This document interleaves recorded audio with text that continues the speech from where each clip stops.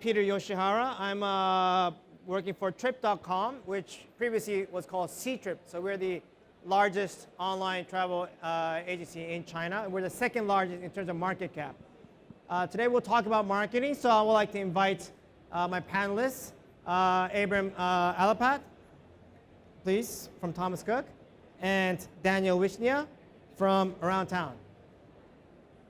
Please have a seat. And we are missing one panelist, so we'll try to do it just with three of us.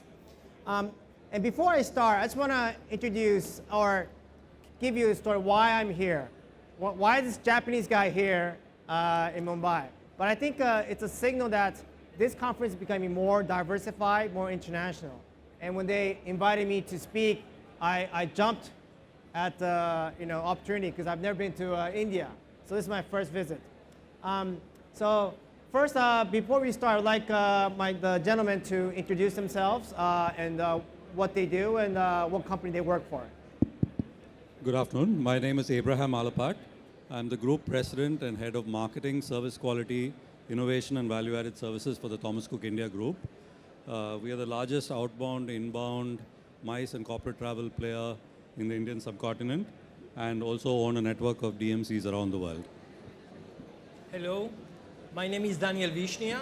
I am the Digital Transformation Officer in a company called Around Town SA. It's a real estate company, one of the biggest in Europe. And as part of our portfolio, we own more than 160 hotels. So, okay, great. Now, marketing is quite broad in a sense, and I know many of you have many questions. So during the conversation, if you have any questions, feel free to raise your hand, and we'll try to answer your questions. Now, the first thing, so marketing is becoming there's more clutter. There's so many marketing tools out there, so many things. But how do you, convey your value proposition in this area where it's so difficult? You have to use so much money. I mean, how do you do it, Abraham? So I think you hit the nail on the head by saying there's a lot of clutter. I think today the problem is there's an information overload, right? Most of us actually have to filter out information because there's so much information available with us, largely because of the device that we're all addicted to and tend to almost instinctively look at even if nobody's calling you. So there's so much information that you're absorbing in bite-sized pieces. I think the challenge is really to make propositions relevant at a time that is going to make the most impact to somebody when they're making a buying decision. So I think that's increasingly where it's about. For marketers, it's a challenge of collecting a lot of data about customers and markets and segments and actually being able to use big data and analytics to actually reach out to you in a way that makes sense at a time that makes the most sense to you. Sorry, could you cut the other mic? It's picking up voices. Could you cut the other mics, please? Thank you. Sorry. Daniel, go ahead. Okay, this is a very challenging question, and it's really complicated today. We see from this side, I see you each one with their mobile. And you can understand that if I need to come with a proposition of advertising, of exposure of the hotels, we need to be very focused to you. We need to be very focused on your behavior to personalize the engagement between the hotel or the company that needs to have a budget and to make an exposure of their goods or their wheels or their hotels with each one of you, depending on your behavior, depending on your needs. So this is a very challenging times where when you need to put money on advertising or get organized, you need this kind of, take in mind these kind of technologies. And if I can extend, I think, and just borrowing his point, I think marketing has now evolved into more of a conversation rather than a message. Earlier, I think that the job of a marketer is to really think of this great idea and wrap it up in a fantastic creative and then roll it out. It was, I decided the message and I decided you were going to like it and I was going to package it for you. And then it was a hit or miss. If you were better at marketing, you generally had more hits than misses. But I think what's happened now is that data and data analytics has become such a crucial skill set for a marketer. Without data, just creativity, quote unquote, which marketers are supposed to possess in great abundance, in itself won't do. So I think you need to have that left brain and right brain and a huge amount of data, sort of effectively packaged to be able to start a conversation with you. Because to his point, I can no longer just tell you what to do. I now have to ask you, what would you like to do? And then sort of package it in a way that's palatable to you, because you like me better when I do that. If I told you, go here because I think it's good for you, this generation of customers simply won't tolerate it.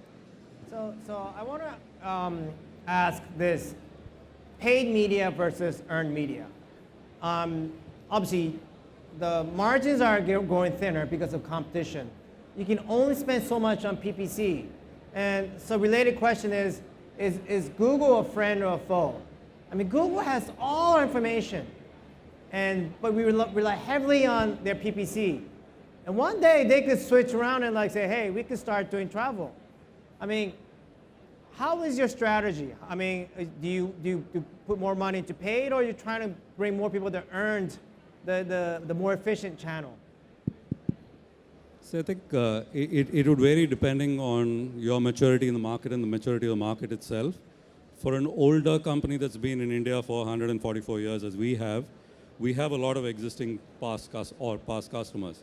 So I think the game's really about having a healthy mix of repeat and bringing in fresh blood, as it were, in a reasonably healthy quantity as well. And that does two things. One, it significantly brings down the cost of acquisition, because if I have to go out each time and acquire new customers from scratch in a sort of high pressure margin business like travel is, you'd end up making no money at all. So the larger your contribution from existing customers, obviously the more likely you are to be profitable. They also tend to be more sticky, more understanding, right, and obviously better value in the long term. The second question is a lot more loaded. Is Google a friend or a foe? And it's strongly related to the first, because the more relevant you are from an organic standpoint, from a search standpoint, obviously the less opportunity Google has to take you for a ride, pun intended. So you are in a slightly better negotiation standpoint if you're a strong brand that people are actually looking for or prefer, because Google needs you as much as you need them. That's hypothetical. Google, of course, knows more than all of us put together. So yeah, if they were to turn foe, we'd be in serious trouble, like everybody else. Well, I will try to be very practical with you. Very practical. Google today is, in some countries, 98% of the time when somebody is searching. And in a data that I received from January, the app Google Maps, it's 65% downloaded as one of the most important apps that we have in our phones. So these two, and I don't want to talk about YouTube, and because people get inspired by searching. And if searching is Google, we need to be there. And we need to find a way, the best way, to be there. For me, our hotels, we very much push the 360 pictures. We push even drone videos.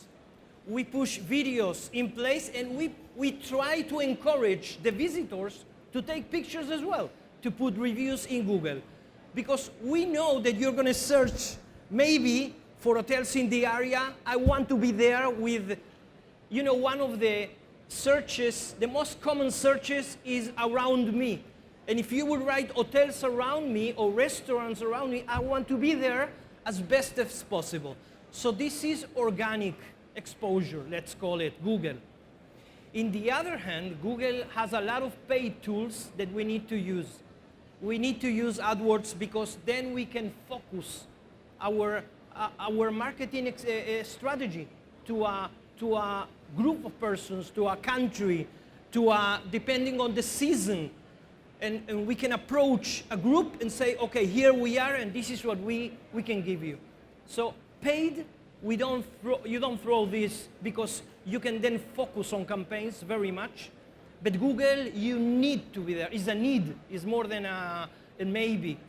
This is my experience, and it works. So basically, for myself too, Google, maybe for the first touch point, yes. But once they come into our site, we try to have them register, and then try to get the EDM, try to get the CRM going, because in the end, we need to, the cost to get the new user is so expensive nowadays. You can't keep getting new users.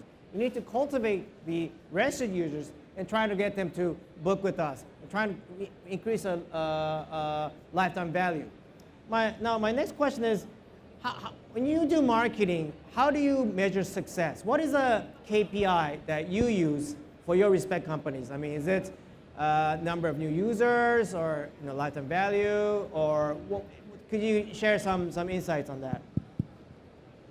Obviously, as a listed company with shareholders that need to sort of see returns, obviously rupee value is the most important. An important KPI from us, from a marketing standpoint, is the number of passengers who actually book with us, because it does two things. One, it increases our scope and scale. It increases the number of people who have a favorable impression about the brand, and of course increases the base for us to go back to year on year to build a platform for growth. So I think that's really where those are the KPIs we look at. Cost of acquisition is a big factor, and I mentioned that. And I think profitability from a marketing standpoint is really going to come from how many customers of higher value can I acquire at the least possible acquisition cost.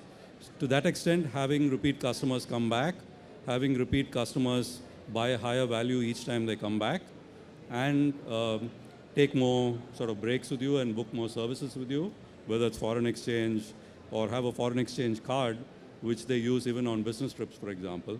I think those are ways that we are looking at to build more value from customers on an ongoing basis. Daniel? Well, KPI, my boss told me all the time, KPI, the most important one is the revenue, is the transactions. So if you do what you do, but you need to sell. And it doesn't matter if you have 1 million visits and maybe only one booked, so you didn't do nothing. So everything what we do, the measurement needs to be the transaction, the bookings, this is how it goes. But anyway, you need to understand, we don't always own the data. The people will come by the OTAs, will come by Google, will come by, so sometimes you don't own the data, but you need to make your efforts to own the customer. So, because the customer, you always come to you at the end. Doesn't matter how he reach you. And so the KPI needs to be the value of the customer, but the value may be the returning customer when they book with you the second time. So the KPI needs to be a mixture of, yes, book now, and this is the booking, and then the returning customer, because then you see that what you are doing is making a difference. Okay? So basically, for us in Japan, or for Trip.com, PC online site is still very much used. So we encourage people to come through PC, and once they get, they like the site, then they shift to mobile site. And they're like, hey, this is actually a cool site. Then they download the app. Once they download the app, they're my customers. Because I know we could do push marketing. We have actually better rates on our app. It's easier to use. It's very intuitive. And then you got the reward system. So yeah, once they use 3-4 times, that's lifetime customers for us. So my another question is, they talk about social media a lot. Facebook, Instagram, and then you throw in like a YouTuber or key opinion leaders.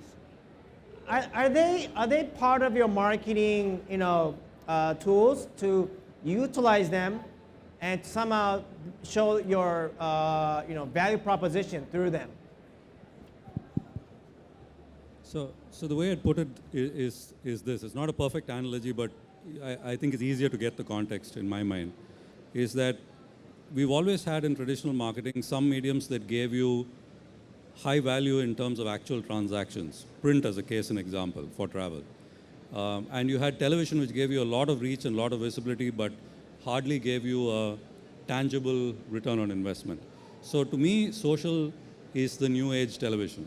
If used well and if used to scale, can give you the kind of reach and sort of brand visibility that possibly television gave you or still gives you to some extent.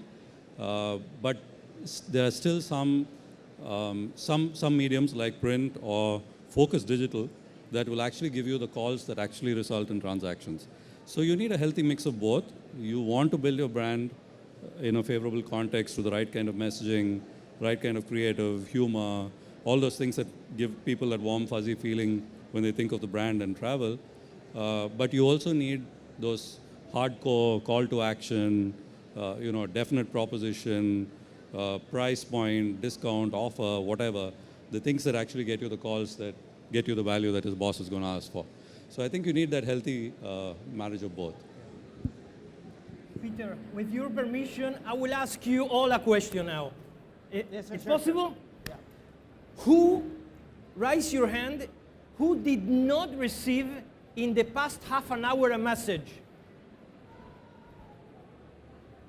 Nobody. Social media and communication tools, it's a must. It's where the people are. It's where we are all the time. I'm sitting here and my phone, in my watch that told me, there's somebody sending a WhatsApp to you. So we need to engage you by using the social media. It's where you are. It's very easy to focus more, even more than AdWords, to focus on people regarding their behavior or the social behavior, the group of where you are and where you contact with, and so it's easy to engage them. One more thing that it's huge important in social media today is the customer relation with the company. So sometimes not only to have likes in your page, but a place where your customer can send you a message or even share an experience, it's coming very, very useful for you to contact him at the same, almost in real time. Almost, it's not an email, but you don't have to answer at that time when you receive it, but there is a personal engagement between you and your customers. This is a huge platform to then market or negotiate or to share packages or things with your customers. So, If I go can just ahead. comment on this, I think that's a very powerful point because social platforms have actually become real-time service tools. So today, because I'm in charge of service quality as well, we have a team that actually constantly monitors on-tour experience or on-travel experience because you're able to fix a problem as it happens or as it unfolds. A driver getting delayed, a room not being up to spec or whatever, rather than it dealing with it post facto, where it's typically about compensation and sort of the negativity that comes from it. So I think to that extent, it's become more real time. It's become more relevant from having a conversation with customers, not just pre-transaction, but while they're consuming the travel experience as well. So my next question is, what keeps you up at night? What is the thing that worries you? So for me, actually for Japan, we started our TV commercial yesterday. My thing is because while TV commercials still work, more and more channels out there, again, Facebook, Instagram. I'm like, what if TVC doesn't work? It's something that I'm already, because we're spending so much money right now. So I want to ask you, gentlemen, what keeps you up at night? What is the thing that really bothers you about marketing? Yeah, if you exclude the things that everybody are talking about right now about viruses and stuff like that, I think the single biggest thing I'd argue is, to extend the point, I think the change in customer behavior where people have begun consuming even marketing messages in bite-sized, pull-based approach rather than accepting a steady flow of communication as we as traditional marketers were more used to, I think means that we have to constantly adapt and learn and be able to think of new ways to reach customers in ways that they are able to or willing to consume, where it seems less like a marketing message actually. So for example, the power of getting user-generated content where people are telling people to travel with Thomas Cook rather than me telling you to travel with Thomas Cook is far more likely to get you to consider us or come to us. And I think that's really where the game's moving. How do you get real experiences with real people to get transmitted and quote unquote infect more people so that they're more likely to deal with you? Daniel? Okay. I will share you why I don't sleep at night so much now. and it's a little bit about the future. When you think about the mobile dependency and you think about how the people in 1 year, 2 years, 3 years, like the kids, that they were born to the mobile. How are we going to contact them? How are we going to bring them to our assets, to our restaurants, to our hotels? How are we going to do that? And this is something keeps me at night thinking, because you see the technology growing, as we spoke before, the AI, artificial intelligence, and the machine learning, and the behavior of the people using the mobile. And you see how the people are now helping themselves more with the assistant, like they do, the GPS. We don't know how to get from here to our house without using the GPS today. So this is what keeps me awake, thinking, how am I going to engage my users? What technology will I use to see you and to offer you my hotel, so to offer you my resorts or my restaurant? And this is something, it's not clear at the moment. It's really not clear. You see the technology shifting year by year, but this is something, it feels like there is more an assistant issue, an interactive assistant that will be with us. I call it digital power or digital sense. It's going to be with us all the time. We're going to born to this, and it's going to help us not only going around, but to choose for us the vacation or the things we like. And this is dangerous, sounds dangerous, but I think this is the future, and we need to couple with it. Now, I have one more question before we open up the question to the audience. Like, as a marketer, will AI ever replace us? I mean, you look at demand-side platform, that's pretty much AI. You have your budget, and you pretty much do the segment, and they do it for you.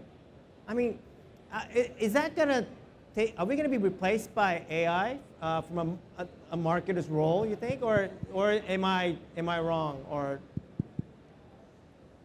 Two things. I think our industry, travel and hospitality at a larger level, I think has less to worry about, because I think the single biggest driver for travel is actually the innate desire of people to meet people, right?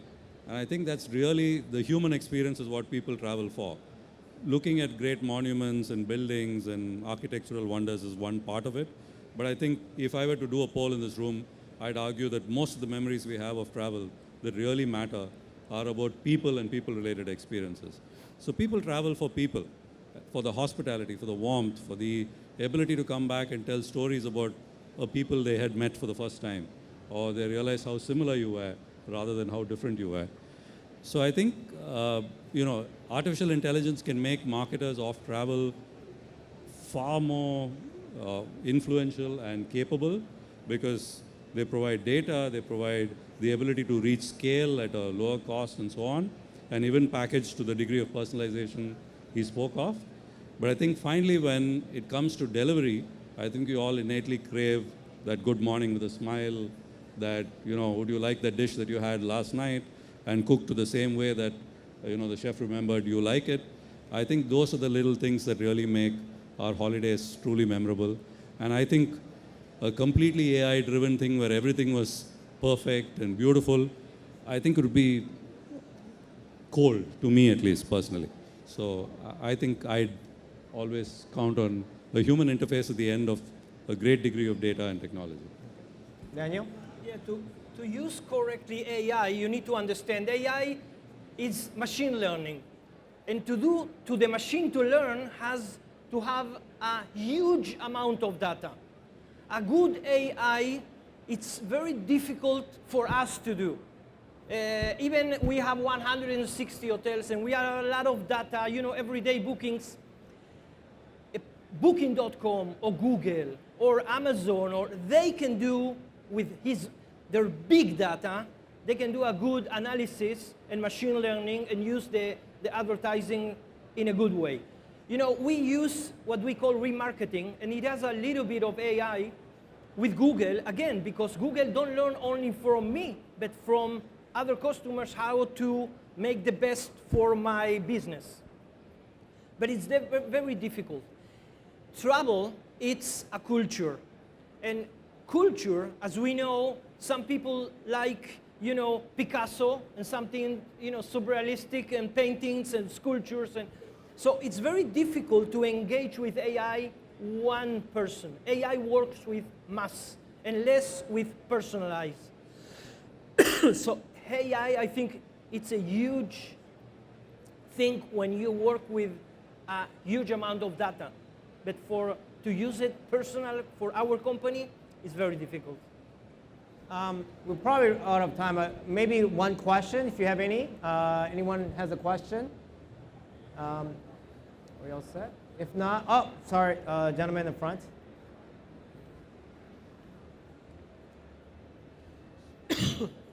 Hi. So as a young entrepreneur, stepped into this industry lately, I have a lot of questions. I do a lot of digital advertising, as the topic says. So there's a dilemma in my mind always. Catering to Indian audience per se, there are hundreds of vendors who will sell a package for a lesser value than what I am selling for. So how do I advertise the product? Do I focus on the pricing or do I focus on the experience? And when you say you can focus on the experience, then how do I do that on a platform like Instagram or Facebook or social media per se? Because you can easily sell a package based on experience if you talk to the person, but you can't really talk here. So I will answer first with an experience that we had. We bought an hotel in Berlin. It's called the Bristol Berlin in Kudam. Huge place, huge hotel. They had a restaurant. Now the restaurant, I went to Google Maps and the restaurant was not there. Was wrong located and wrong, the category was wrong. After we put pictures, we correct the location. We did again an experience thing. And now the restaurant is a high-class restaurant. It's full booked. It's weeks on ahead full booked when past year was almost empty. So people wants to see and experience it. If you give them a way to look at your package differently, even that there is a less cost package in another platform, but it looks bad. They don't have enough information, or it's not clear. Do it clear. The people will book with you and work with him. He will, pictures or videos, or it's trust. Trust and experience is sometimes better, most of the time is better than pricing. I tend to agree. I think, especially in travel, I think people are really buying or want to buy an experience, right? So just like irrespective of the product or service, you actually have to look at what are you marketing and what is the price or value that I'm expected to exchange in return. So you've got to really, in the most attractive way, portray the experience or set of experiences that you are projecting. Let's just say hypothetically it was Andaman and it was an undersea walk. Can you show me a dramatic GIF of somebody walking underwater, which you can do brilliantly and it looks spectacular, and you told me this unique experience at just whatever, a very low price? That's a winning proposition for me, because what I'm buying is the experience, and you're saying, oh, the clincher is the price being competitive. The risk with putting price up front, saying Andaman, starting at the lowest price, is that you're, at the very face of it, making it seem like you're going to cut corners, right? You're actually sending me a message saying this is a bargain, and most people don't expect great value from a bargain, right? So if you're selling a quality product, I think demonstrate the value, talk about what's different and extra or special about your product or proposition, and the price just becomes the part of the call to action, so to speak. Is the way I'd do it anyway. All right, I think time's up. So thank you very much.